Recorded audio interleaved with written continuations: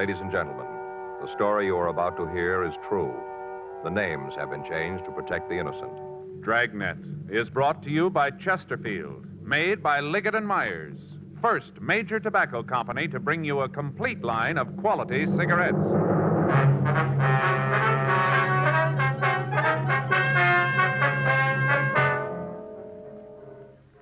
You're a detective sergeant. You're assigned to juvenile detail. 4 children in your city have apparently been abandoned by their mother. There's no trace of the woman's whereabouts. There's a possibility of foul play. Your job, investigate.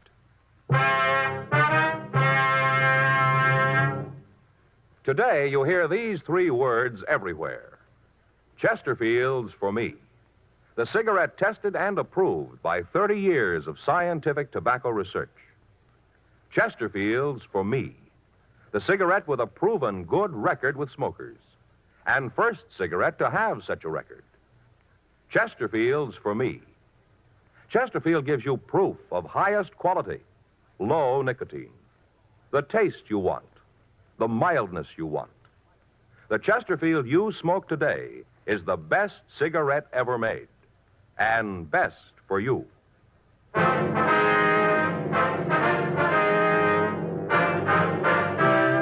Dragnet, the documented drama of an actual crime. For the next 30 minutes, in cooperation with the Los Angeles Police Department, you will travel step by step on the side of the law through an actual case transcribed from official police files. From beginning to end, from crime to punishment, Dragnet is the story of your police force in action. It was Friday, February 8th. It was raining in Los Angeles. We were working the night watch out of juvenile detail. My partner's Frank Smith. The boss is Captain Powers. My name's Friday. I was on my way back from Juvenile Hall, and it was 7:46 p.m. when I got to 1335 Georgia Street, the office.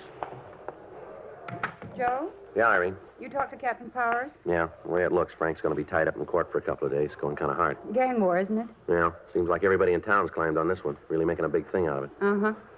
Fellow skipper said I was supposed to give you a hand on anything that might come up. Then you just made it. Hmm? Woman in the next office. You better talk to her. What's it about? It'll be better if you got it straight from her. Was she a crank? I don't think so. See what you can figure. All right. Mrs. Eggers? Yes, Miss Gardner. You ready to do something about this? Yes, ma'am. I'd like you to meet Sergeant Friday. Joe, this is Mrs. Eggers. Now, how do you do? Miss Eggers? If you'd give him the story the way you told it to me. You bet I will. Sit down, young man. I'll tell you all about it. All right. Get your book out. I beg your pardon? Your book.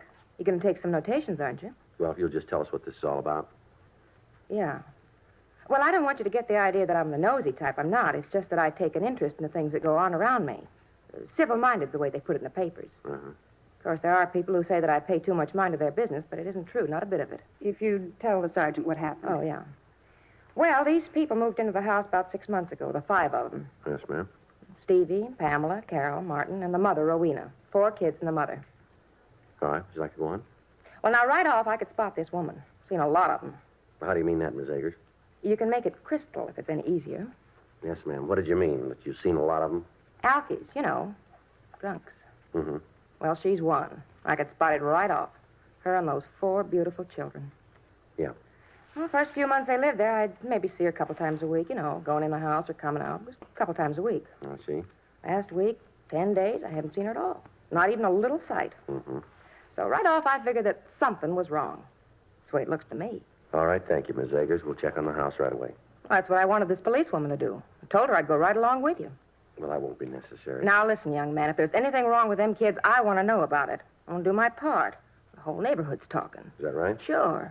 Little Stevie's been to all the houses looking for something to do, asking for work. It just seems to me that there's something wrong about the whole caboodle of them.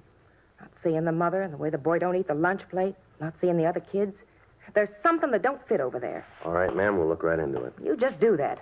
We'll see what I say is true. Thank you, Mrs. Eggers. Don't go thanking me. Just trying to be civil-minded, that's all. Mm-hmm. Just seems that there isn't anybody who cares about those kids. Well, that's not true, Miss Eggers. What? We do. 8:14 p.m. Policewoman Irene Gardner and I left the office and drove over to the address the Eggers woman had given us. The house was a small one-story clapboard building located on the rear of the lot. The front yard was overgrown with weeds, and there were neighborhood advertising papers lying around. When we arrived, there was a faint light on in one of the front rooms. Irene and I went up to the front door and we knocked. We got no answer. I tried the door, but we found it locked. There was no sound from inside the place. The shades were drawn over the windows so that it was impossible for us to see into the house. We walked around to the rear and tried the back door. It's locked. Yeah, doesn't look like there's anybody home. Mm-hmm. Well, let's talk to that Eggers woman again, huh? All right. Doesn't make a lot of sense, does it? From the story she gave us, the kid should be at home. Well, she might be seeing things, Joe. You know, trying to figure out some way to get attention. Yeah, might be. Didn't seem like that to me, though. Joe, What? What do you got there? the front window. There, you see it? Yeah, there's somebody in there. Come on, let's go.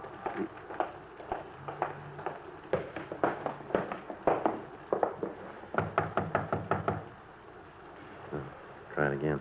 Yeah. Not answering. Come on, open up in there. We know you're in there. Come on. Open the door. What do you want? Police officers, let us in. There's nothing wrong. Go away. No, we can't do that. Now, come on, open up. Who are you going to arrest? Nobody. We just want to talk to you. You sure that's all? That's right. Okay. Just a minute. What do you want? You Pamela Telford? I haven't done anything wrong. Well, we didn't say you did. Then what are you doing around here? What are you looking for? Is your mother in? What? Is your mother home? Well, yeah, she's here. Well, we'd like to see her if it's all right. You can't. You can't see her. Well, I'm afraid we're going to have to. She's lying down, asleep. That's why you can't talk to her. Well, what's the matter, little girl? Nothing. Why'd you ask something like that? Don't you think you better let us in? We're going to have to talk to your mother. But she's asleep. She's tired. You can't talk to her. You can't. Now, come on. You want to go in and wake her up? There's some things we've got to talk to her about. I wonder if we could come in. It's kind of wet out here. How about it? And then you can get your mother and we can have our talk, huh? I guess you can come in. I guess it's all right. Come on in, Joe. Yeah. The front room was about 12 feet square. The only light in the room came from a candle in a jelly glass on a table. The only furniture in the place was the table that held the candle and a torn artificial leather and chrome couch. The floor was covered with paper, rain-soaked cardboard boxes, and dirty clothes. At a half a dozen different places, drops of dirty water were seeping through the roof. The water was being caught in empty tin cans that had been placed around the room. To the left was a door to a bedroom. In it, in a wooden crib, were 2 children. From the descriptions we'd gotten from the Eggers woman, we recognized them as Martin Telford, age 4, and his sister Carol, age 2. As soon as the children saw Irene and me, they hid their heads under the dirty blanket that covered the crib. There was nothing else in the room except a dirty mattress lying on the floor in one corner. From the appearance of the bedding, it hadn't been laundered or changed in at least 3 weeks. On the other side of the house, a small kitchen was piled high with dirty dishes, pieces of rotting food, and empty tin cans. The plumbing in the house had apparently been out of order for several weeks. While Irene and I looked over the house, the girl who'd met us at the door, Pamela Telford, followed us. When we got back to the front room, she started to cry. All right, you want to tell us where she is? Come on, Pamela. It's not as bad as all that, is it? Here's a handkerchief. Here you are. Now, where's your mother? She's out looking for a job. Well, it's kind of late for that, isn't it? I don't know. That's what she's doing, though. Out looking for a job. Well, now, why'd you tell us that she was here tonight? Because I didn't know what you wanted. I thought you were trying to arrest her. Well, why'd you think that? Because that's what she said. Your mother said that? Yes. She told us that policemen arrested people. She told us about it. How you did it once to her. Your mother's been arrested? Yes. Do you know why? Because she was. Well, what for, do you know? She got sick. She got sick and they put her in jail. Mm-hmm. That's why I told you she was asleep. I thought that you'd go away and leave us alone. It's sure cold in here. Yeah. Do you have any heat in the house, Pamela? There's a heater in the bedroom. Oh, I'll turn it on. Good. It doesn't work. What? The heater doesn't work. Marty was playing one day and he broke the little rods in it. It doesn't work anymore. Well, we should be able to get some heat out of it. No, you won't. There isn't any gas. They turned it off. Mm-hmm. Well, I think maybe you youngsters better come downtown with us, don't you think? Why? Well, it'll be warm down there, a lot more comfortable for you. We can't go. We gotta wait here. That's all right, Pamela. We'll leave word for your mother where you are. Maybe that's your mother now, huh? No, it's Steve. Who are you? He's a policeman. What do you want? There's nothing wrong here. Nothing for you to come butting in for. We want to see your mother, son. She hasn't done anything. Why don't you cops leave her alone? All the time you're after her, never leave her alone. You're kind of rough for a little guy, aren't you? That's none of your business. I know my rights. I know I'm good. Well, look here, son. We're going to take you downtown and give you a good meal, just until we can talk to your mother, that's all. Then you're gonna bring us back? Well, we'll see. How about Marty and Carol? You taking them too? Yeah. Gonna give them something to eat? Yes, that's right. Okay, we'll go with you. Just for tonight, though, that's all. Just for tonight. You understand? Yeah. Oh, and another thing. Yes, what's that? We're paying our own way. I've got money. Anything you give us, we're gonna pay for. Well, you won't have to do that, son. Well, I'm going to. We don't need charity. We're getting along all right. Everybody has a little rough luck now and then. Everybody. Mom tries. She really does. She's been looking for a job for a long time. Uh-huh. All right, Steve, you want to help get the others ready to leave? I'm not sure we can go. Well, I'm afraid you're going to have to, son. All right, but just for tonight. But the only reason is that I want Marty and Carol and Pamela to have something hot to eat. There's something wrong with the stove, so we can't cook on it. That's the only reason we're going. Just because there's something wrong with the stove. The gas is turned off. No, it isn't. It just don't work. But whatever we eat, whatever we get, we're going to pay for it. I've got the money. Well, no, I told you once before that won't be necessary. Well, it is, too. We're not taking any charity. We've never taken any. We're not going to start now either. Anything that's done for us is going to be paid for. Yeah, I guess that's right, Steve. Huh? It'll be paid for. 8:56 p.m. Men from the crime lab arrived and photographed the entire house. The pictures were held for evidence. A search of the house showed that there was no food for the children. In a cardboard box in the bedroom under a pile of toilet articles, we found a photograph of a man and a woman taken at what appeared to be a beach photographer's. Irene and I checked through the rest of the house, but we found nothing that would indicate where the mother of the 4 Telford children had gone. The youngsters were taken to juvenile hall, bathed, given clean clothes, and fed. At first, Steve Telford refused to eat anything until he was assured that his 2 sisters and his brother were being given the same kind of food. After the boy had finished eating, Irene and I talked to him. His previous uncooperative attitude had changed, and he seemed anxious to help us find his mother. This is the longest she's ever been gone. I'm beginning to think there might be something wrong. Well, when'd you see her last, Steve? This is Friday, isn't it? Yes, February 8th. Uh-huh. It was last Tuesday, then. You mean this week, son? No, a week ago. A week ago Tuesday. Well, what did she say when she left? Just like always. She said she wasn't feeling very good and she was going out and try to look for work. What kind of work does she do? Well, she's a waitress. A good one, too. Mm-hmm. That's the trouble, I guess. She's so good. What do you mean? Well, there are only a couple of places that Mom says are any good. Well, you know, where she want to work. I don't believe I understand what you mean, Steve. Well, Mom always said that she wasn't just a hash slinger. That's what she called it. Oh, I see. She said that she was a waitress and she couldn't go to work just any place. Mm-hmm. Where'd she work last? A big place out in Beverly Hills. Forgot the name right now. But when she got the job before she went to work, Mom took us out there. We didn't go right in, but we stood in front and looked at it. Big place, real nice. You know, all kind of glass in front. And you could see the people inside having a good time. We didn't go in, but we could see it good. How long did your mother work there? Well, she had some trouble, and she had to quit. What do you mean, trouble? Well, she got sick, and the man who was her boss got mad at her. And I guess he said a lot of things that Mom didn't like.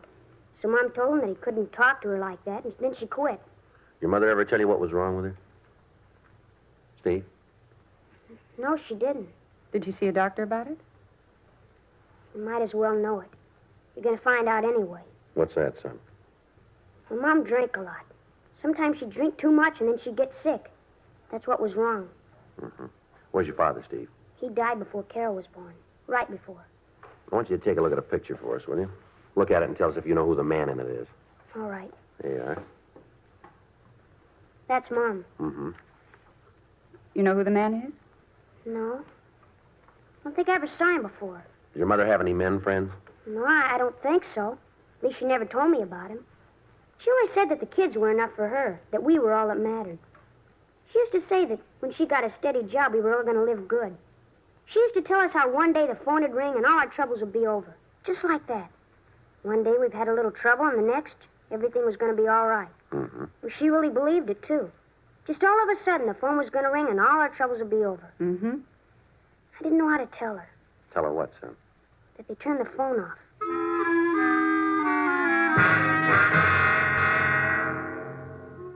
We had the name Rowena Telford checked through R&I. We found that the boy's story was true. The woman had been arrested once on a charge of 4127A LAMC, being drunk in a public place. Irene put in a call to the Waitresses Union and asked them to check to see if the woman was working any place in town. They came back with the information that the last job she'd held had been 6 months before, and that she'd been fired for insubordination and for being drunk.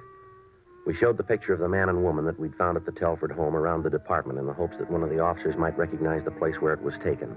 None of them did. The next morning, we had several copies made, and we began a search of the bars along 5th Street. We asked each bartender if he'd ever seen the man or the woman. In the first 4 places we checked, we got yes answers to the query about the woman, but none of the people we talked to could tell us anything about the man in the picture. 2 more days passed without results.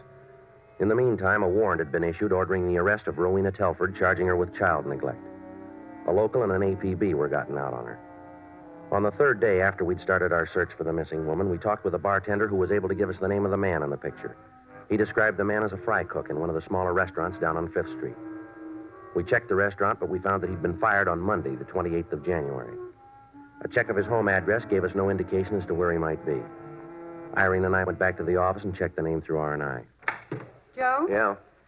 Did you come up with anything? Check the name. He's registered as an ex-convict. Uh-huh. Where'd he fall? Back in Pennsylvania. Did time for ADW. Well, we better talk to him, huh? Right now he looks awful good. Why do you say that? What he was arrested for. Yeah. He tried to beat a woman to death.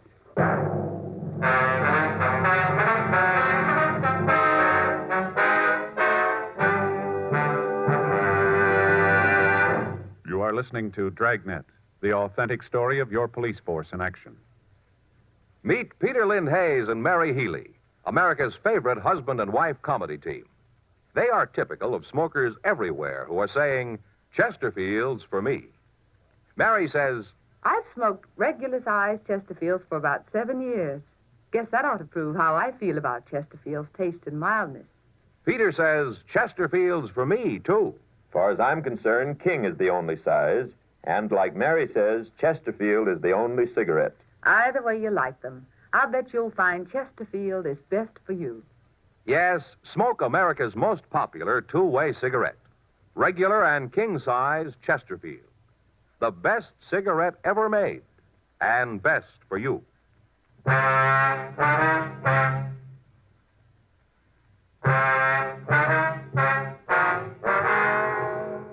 An immediate search was started for the man in the picture with Rowena Telford. From friends of his, we found that we might be able to locate him at a hamburger stand down at Santa Monica. Tuesday, February 12th. Policewoman Irene Gardner and I drove down to the beach. Should be it up there, huh? Yeah. Go ahead. Thanks. It's warm in here. Yeah. Yeah? We'd like to see Willis Thatcher.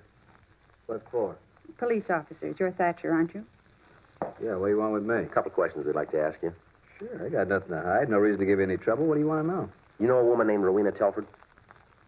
Why do you ask that? It's a simple question, Thatcher. Can you give us the right kind of an answer? How about it? Yeah, I know her. Why? What's she done now? When did you see her last? I don't know, a couple of weeks ago. Narrow that down, will you? Why? Listen, anything she did, I had no part of. We understand you were pretty friendly with her. That's not true. Sure, maybe I had a couple of dates with her, not more than a couple. That's it. And anybody in the world could put up with her for more than that. Why do you say anything like that? You ever know her? No, we're looking for her. You? No, I've never met her. That's how come you can ask that kind of question. And if you knew her, if you spent any time with her, you had to know what I mean. Well, suppose you tell us. She's a lush. A real lush. All the time boozing it up. Wasn't so bad that she got loaded, but she was real loud when she was tanked up. Real loud. Is that right? Sure, check around. Ask her friends. Talk to them. They'll all tell you the same story, every one of them. First off, she'd have a couple of drinks. Next thing you know, any fellow with her be trying to get out of a place without getting his head knocked off. She was always starting trouble. Sit down, order a drink. The next thing you know, some guy was asking you outside. Well, I ain't built to go outside too often. I get hurt bad when I fight. Mm-hmm. Does she have any other boyfriends? You don't listen very good, do What's you? that? I told you, and anybody around here had much to do with her. As far as I know, there wasn't nobody who went with her. How'd she seem the last time you saw her? All right, she had a little hangover. She always had one of those. Seemed depressed about anything? Not that she talked about. Mm-hmm. Did you say anything about leaving town? Not to me.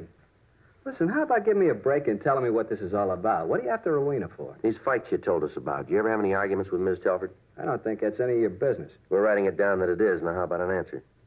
Well, we had a couple of beefs. I told you couldn't go around with her and not have a little trouble. Did you ever hit her? We're back to that, huh? What do you mean? You know the record, the time I did. You figure maybe I did something to Rowena, isn't that it? You think I hurt her? We're asking you. Well, you're way off the road. I ain't gonna try to con you. Sure, maybe I had a lot of reasons to want to belt her. I used to think a lot of Rowena. Awful lot. But that's all over. All I want her to do is to leave me alone. Stay away from me. I didn't ever hit her. I didn't hurt her, no matter what you think. All right. You gotta believe it. I guess it sounds funny. I ain't trying to fool anybody. I'm ready to admit it. I'm a bum. Mm-hmm. She didn't have to keep telling me, not all the time. I knew it. Yeah. Nobody likes to be called a bum, Mm-hmm. even if you know it's true. 1:47 p.m. We drove the suspect over to his rooming house and we checked the premises. We found nothing that would definitely tie him in with the disappearance of the Telford woman. After leaving his room, we took him downtown where he was held for further investigation on a charge of suspicion of murder. We checked communications, but we found that there'd been no word on the missing woman. Her name and description had been checked through the files in Missing Persons Bureau without results. 3:40 p.m. Frank came by the office and said that the trial he was attending was dragging on and that it would be a couple more days before he'd be back on duty with me. A petition was filed on behalf of the children charging violation of Section 273 APC, unfit home, asking that they be made wards of the juvenile court. Policewoman Irene Gardner put in a call to the next-door neighbor of the Telford woman, but we'd found that there'd been no trace of the missing woman since we'd removed the children. 5:12 p.m. We finished up the log for the day and we were leaving the office. I got it. Juvenile Friday. Yeah, that's right. Yeah, what's that address? Yeah. Mm-hmm. Yes, sir, we'll be right there. Right, thank you. What do you got? Bar over on East 6th. Yeah? Rowena Telford just walked in.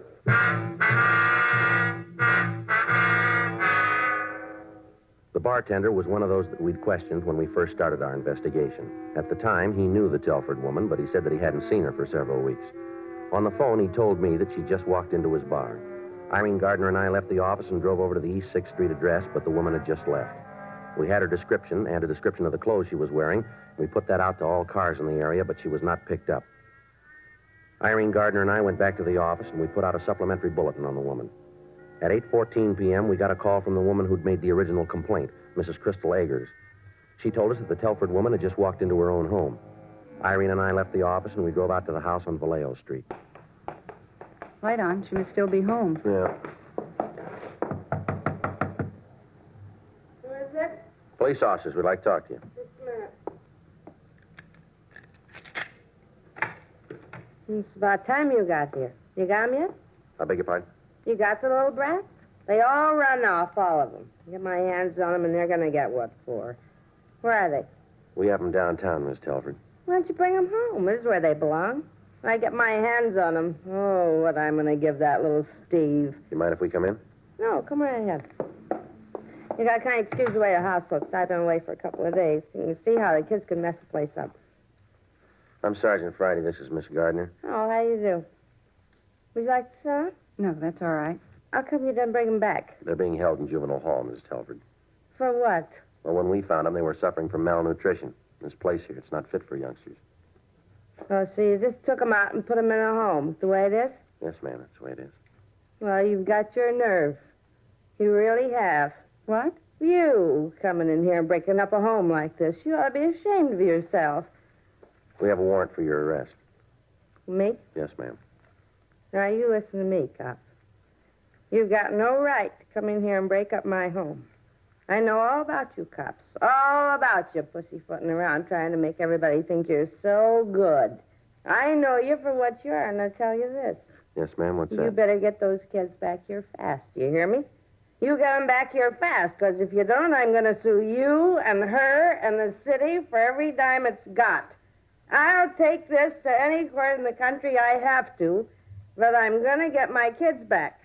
You ain't half as good as you think you are. You want it plain, real plain, so you can understand it.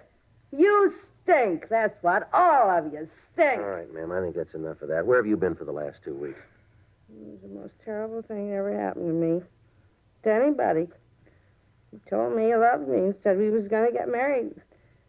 I thought it'd be nice for the kids. That's what I thought, for the kids. And we was going to drive down to Mexico and get married. All nice. Mm-hmm. And everything was going nice. I gave Stevie a couple of dollars and told him to take care of things. And then we left and drove all the way to San Diego without stopping. And then we had some lunch on the way to get married. We had a couple of drinks just to make the food taste better, that's all. Then all of a sudden I got sick again. And he walked out on me. Left me right there in the bar all by myself. And all the promises he made to me, all the things we was going to have. And all of it, just a lot of lies. As soon as I get a little sick, he just had a couple of drinks. He walked out on me. Left me right there, all by myself, you know. Mm-hmm. All by myself. I didn't have no money. No way to get back. What was I going to do? I believed him. I really thought he was going to marry me. I believed all he said, how things were going to be better. I believed it all. The dirtiest trick I ever heard of, walking out on a girl like that. A dirty trick. I got one to beat it. Hmm? The one you pulled on your children.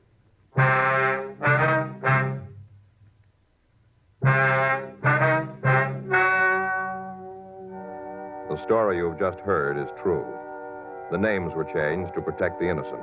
On June 4th, trial was held in Department 97, Superior Court of the State of California, in and for the County of Los Angeles. In a moment, the results of that trial. Now, here's our star, Jack Webb. Thank you, George Fenneman. Friends, we've tried very hard to set a Dragnet standard. Now, to put that in just a few words, we try to make each program the kind of entertainment that you want. Now, we're going to keep working real hard at that. And you know, the people who make Chesterfields feel the same way about their cigarette. To sell a product, you have to make it good and keep it good. And the latest reports from our research lab shows Chesterfield is highest in quality. Highest in quality, low in nicotine. Smoke America's most popular two-way cigarette. Chesterfield, regular or king size. They're milder, they're satisfying, they're best for me, best for you.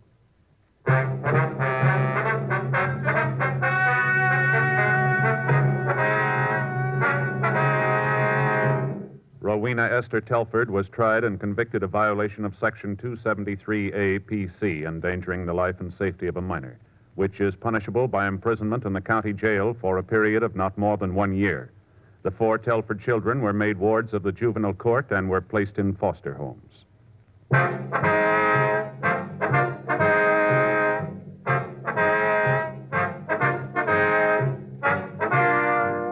You have just heard Dragnet, a series of authentic cases from official files. Technical advice comes from the Office of Chief of Police W.H. Parker, Los Angeles Police Department. Technical advisors, Captain Jack Donahoe, Sergeant Marty Wynn, Sergeant Vance Brasher. Heard tonight were June Whitley, Sammy Ogg, Virginia Gregg. Script by John Robinson. Music by Walter Schumann. Hal Gibney speaking. Watch an entirely different Dragnet case history each week on your local NBC television station. Please check your newspapers for the day and time. Chesterfield has brought you Dragnet, transcribed from Los Angeles. Filter tip smokers, this is it. L&M Filters, the one filtered cigarette with plenty of good taste and a pure non-mineral filter. You get effective filtration because only the L&M filter contains the miracle product alpha cellulose, entirely pure, harmless to health. You get much more flavor, much less nicotine. It's the light and mild smoke. Yes, this is it.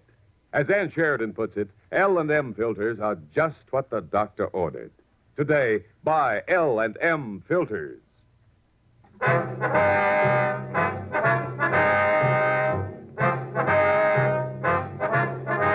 Here, John Cameron Swayze and the news next on the NBC Radio Network.